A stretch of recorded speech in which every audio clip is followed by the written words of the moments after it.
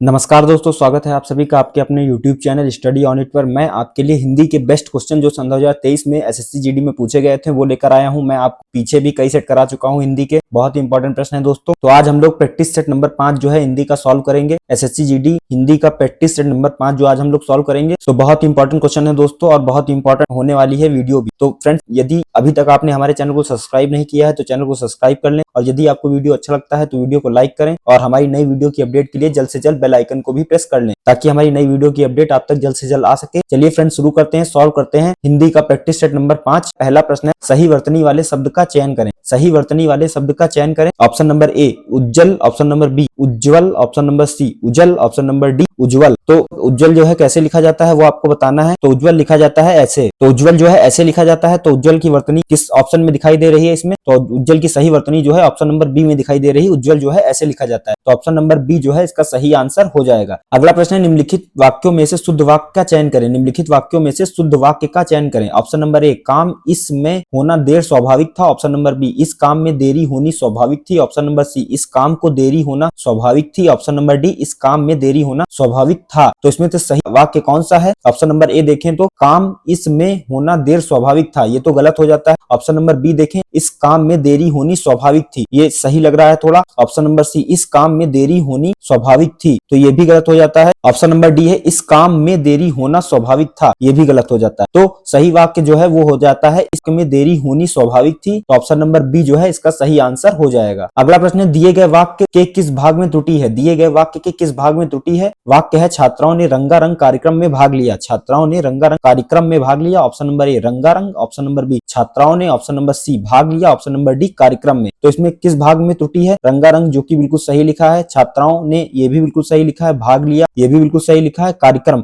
कार्यक्रम जो है कार्यक्रम की वर्तनी जो है इसमें गलत लिखी है। कार्यक्रम कैसे लिखा जाता है? शुद्ध। तो कार्यक्रम जो है ऐसे सही शुद्ध लिखा जाता है। तो कार्यक्रम की शुद्ध वर्तनी जो है वो इस प्रकार लिखा जाता है, कार्यक्रम। तो ऑप्शन नंबर डी जो इसका सही आंसर हो जाएगा। छात्राओं ने रंगारंग कार्यक्रम में भाग लिया, कार्यक्रम की जो है वर्तनी इसमें गलत लिखी है। अगला प्रश्न है, निम्नलिखित में से किस वाक्य में अग्रज के सही विलोम शब्द का उपयोग हुआ है? निम्नलिखित में से किस वाक्य में अग्रज के सही विलोम शब्द का उपयोग हुआ है? ऑप्शन नंबर ए, मोहन मेरा अनुज है। ऑप्शन नंबर बी, मोहन मेरा अनुज्य है। ऑप्शन नंबर सी, मोहन मेरा अनुज है। ऑप्शन नंबर डी, मोहन मेरा अनुज है। तो अग्रज का विलोम शब्द पहले जान लेते हैं क्या होता है। तो अग्रज का जो विलोम शब्द होता है वो होता है अनुज। क्या होता है? अग्रज का जो विलोम शब्द होता है वो अनुज होता है। तो अनुज की सही वर्तनी जो है किसमें, शुद्ध वर्तनी जो है वो किसमें लिखी है? मोहन मेरा ही अनुज है। ये तो थोड़ा सा वाक्य ही गलत लग रहा है, मोहन मेरा ही अनुज है। तो ऑप्शन नंबर ए जो है गलत हो जाता है। ऑप्शन नंबर बी, मोहन मेरा अनुज है, अनुज की वर्तनी जो है इसमें गलत है, तो ये भी गलत हो जाता है। ऑप्शन नंबर सी, मोहन मेरा अनुज है, अनुज की वर्तनी जो है इसमें सही लग रही है, इसमें सही लिखी है अनुज की वर्तनी, मोहन मेरा अनुज है। तो ऑप्शन नंबर सी जो है इसका सही आंसर हो जाएगा। ऑप्शन नंबर डी देखें, मोहन मेरा अनुज है, अनुज की वर्तनी जो है इसमें भी गलत लिखी है। तो ऑप्शन नंबर सी, मोहन मेरा अनुज है, अग्रज का विलोम शब्द अनुज, मोहन मेरा अनुज है, विलोम अग्रज का अनुज हो जाता है। तो ऑप्शन नंबर सी जो है इसका सही आंसर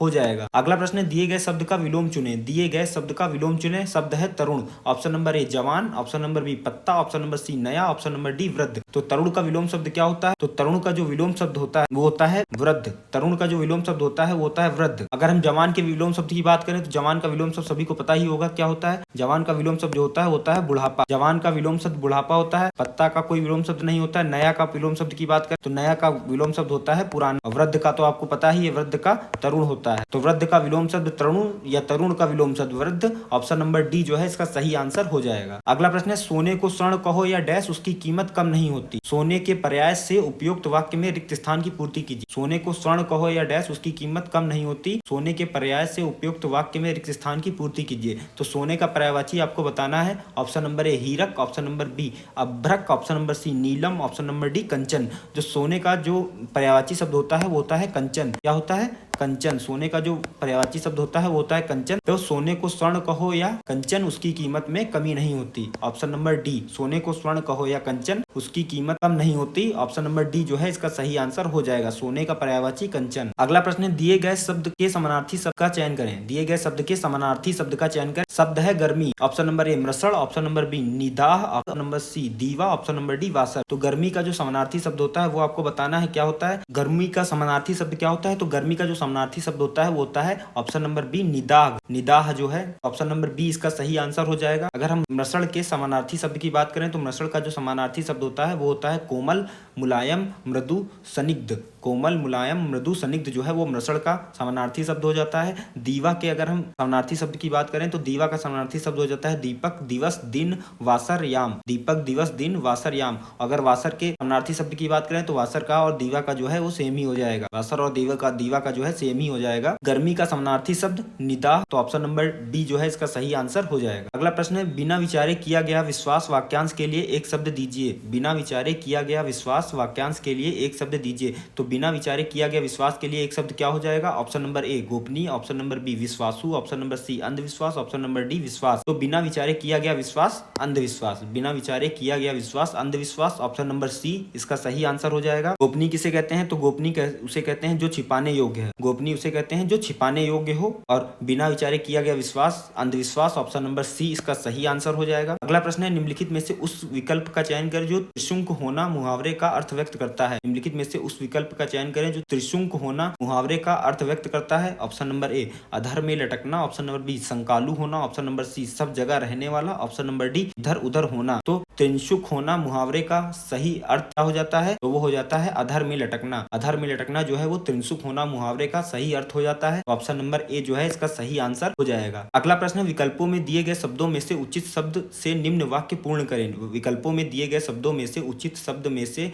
निम्न वाक्य पूर्ण करें। वाक्य है हमें अपने डैश की स्वयं देखभाल करनी चाहिए। हमें अपने डैश की स्वयं देखभाल करनी चाहिए। ऑप्शन नंबर ए सामान्य, ऑप्शन नंबर बी सामान, ऑप्शन नंबर सी समान, ऑप्शन नंबर डी सारांश। तो हमें अपने सामान की स्वयं देखभाल करनी चाहिए। ऑप्शन नंबर सी इसका सही आंसर हो जाएगा। हमें अपने सामान की स्वयं देखभाल करनी चाहिए। अगला प्रश्न निम्नलिखित वाक्य में रेखांकित खंड के स्थान पर प्रयुक्त होने वाले सबसे उपयुक्त विकल्प का चयन कीजिए। निम्नलिखित वाक्य में रेखांकित खंड के स्थान पर प्रयुक्त होने वाले सबसे उपयुक्त विकल्प का चयन कीजिए। वाक्य है उसके 500 रुपए का जुर्माना हुआ। उसके की जगह पर क्या आ जाएगा? ऑप्शन नंबर ए वह 500 रुपए का जुर्माना हुआ, ये गलत हो जाता है। उसी 500 रुपए का जुर्माना हुआ, ये भी गलत हो जाता है। उसे 500 रुपए का जुर्माना हुआ, ये सही हो जाएगा। ऑप्शन नंबर सी उसे 500 रुपए का जुर्माना हुआ, ऑप्शन नंबर सी इसका सही आंसर हो जाएगा। ऑप्शन नंबर डी देखें तो उसकी 500 रुपए का जुर्माना हुआ, ये भी गलत हो जाएगा। तो उसे 500 रुपए का जुर्माना हुआ, ये सही वाक्य हो जाएगा। उसके की जगह पर उसे आ जाएगा, तो ऑप्शन नंबर सी इसका सही आंसर हो जाएगा। अगला प्रश्न है दिए गए वाक्य में रेखांकित खंड को प्रतिस्थापित करने के लिए सर्वाधिक उपयुक्त विकल्प का चयन कीजिए। यदि इसे प्रतिस्थापित करने की आवश्यकता नहीं है तो विकल्प किसी बदलाव की आवश्यकता नहीं है का चयन करें। दिए गए वाक्य में रेखांकित खंड को प्रतिस्थापित करने के लिए सर्वाधिक उपयुक्त विकल्प का चयन करें। यदि इसे प्रतिस्थापित करने की आवश्यकता नहीं है तो विकल्प किसी बदलाव की आवश्यकता नहीं है का चयन करें। वाक्य है उसकी आप बीती सुनकर मैं द्रवीभूत हो गया। उसकी आप बीती सुनकर मैं द्रवीभूत हो गया। इसका आपको सही वाक्य बताना है कि उसकी आप बीती सुनकर मैं द्रवीभूत हो गया।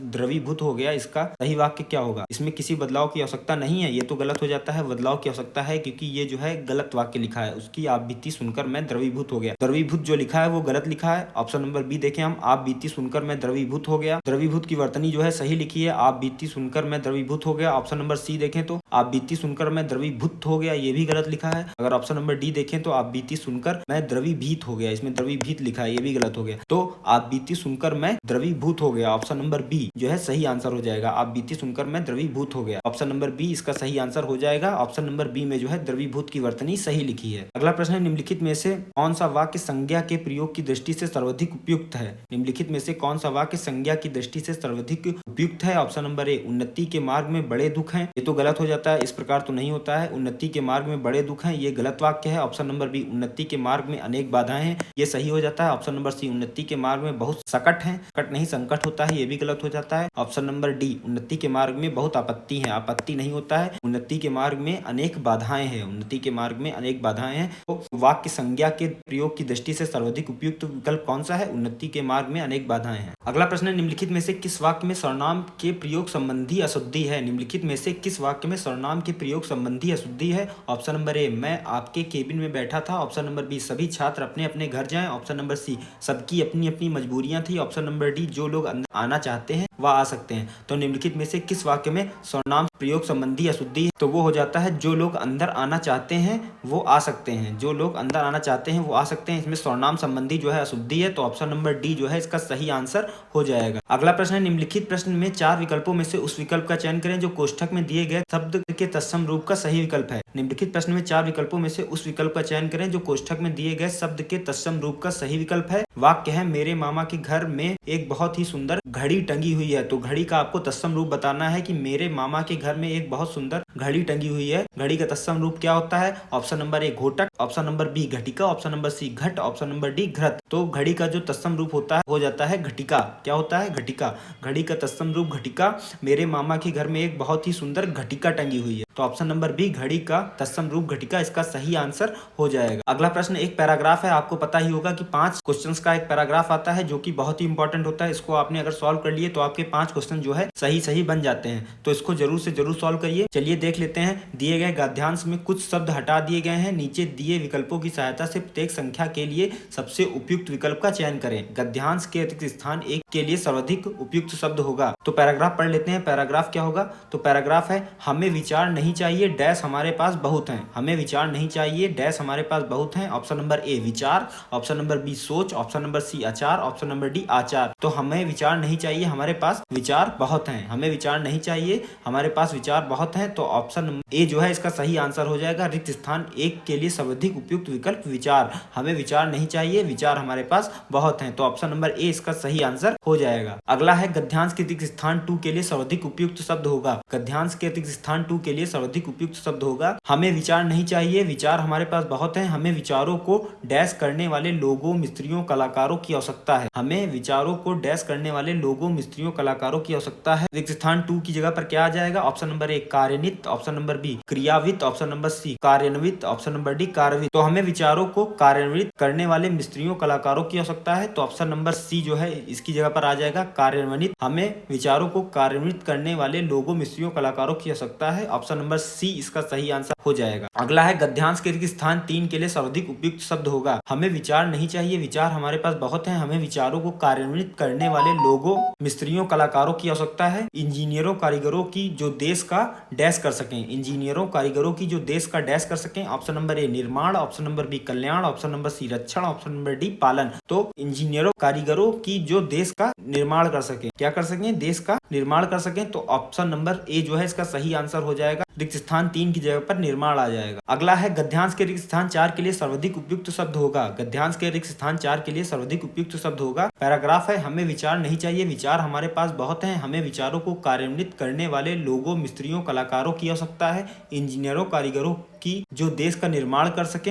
हमें पुल बनाने वाले, सड़क बनाने वालों, इमारतें खड़ी करने वालों, कारखाने खोलने वालों की जरूरत है। हमें डैश की जरूरत है। ऑप्शन नंबर ए परिश्रमियों, ऑप्शन नंबर डी मेहनतियों, ऑप्शन नंबर डी उद्यमियों, ऑप्शन नंबर डी कसरतियों। तो हमें किसकी जरूरत है? हमें उद्यमियों की जरूरत है। हमें उद्यमियों की जरूरत है। तो ऑप्शन नंबर सी जो है इसका सही आंसर हो जाएगा। गद्यांश के रिक्त स्थान 4 के लिए सबसे उपयुक्त विकल्प उद्यमियों हो जाएगा। तो ऑप्शन नंबर सी जो है इसका सही आंसर हो जाएगा। अगला प्रश्न जो कि पैराग्राफ का लास्ट प्रश्न है। गद्यांश के रिक्त स्थान 5 के लिए सर्वाधिक उपयुक्त शब्द होगा। गद्यांश के रिक्त स्थान 5 के लिए सर्वाधिक उपयुक्त शब्द होगा। पैराग्राफ है हमें विचार नहीं चाहिए विचार हमारे पास बहुत हैं। हमें विचारों को कार्यान्वित करने वाले लोगों मिस्त्रियों कलाकारों की आवश्यकता है। इंजीनियरों कारीगरों की जो देश का निर्माण कर सके। हमें पुल बनाने वाले, सड़कों बनाने वाले, इमारतें खड़ी करने वाले, कारखाने खोलने वालों की जरूरत है। हमें उद्यमियों की जरूरत है। उद्योग डैश की जरूरत है। उद्योग डैश की जरूरत है। ऑप्शन नंबर ए फैक्ट्रियों, ऑप्शन नंबर बी कार्यों, ऑप्शन नंबर सी धंधों, ऑप्शन नंबर डी मिलों। तो हमें उद्योग धंधों की जरूरत है। उद्योग धंधों की जरूरत है। रिक्त स्थान 5 की जगह पर धंधों आ जाएगा। तो ऑप्शन नंबर सी जो है इसका सही आंसर हो जाएगा। तो फ्रेंड्स ये थे आपके टॉप 20 प्रश्न